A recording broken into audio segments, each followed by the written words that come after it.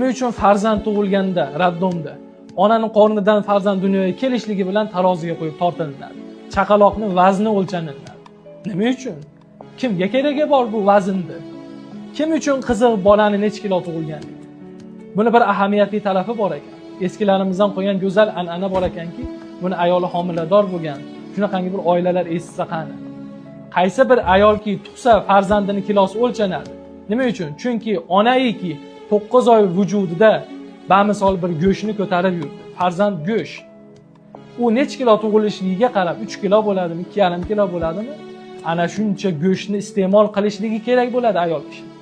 Erkaklar mana shu joyda hushyor bo'lsinlar. Farzand ko'rdi, necha kilo tug'ildi? 3 kilo. Demak, ayoliga 3 kilo qo'y go'shtini olib yedirsin. Nimaga? Chunki ayol kishi qornidan 3 kilo go'shtni sarfladi, quvvatini sarfladi. Endi uni o'rnini to'ldirib qo'yish kerak. Qarang qanday go'zal.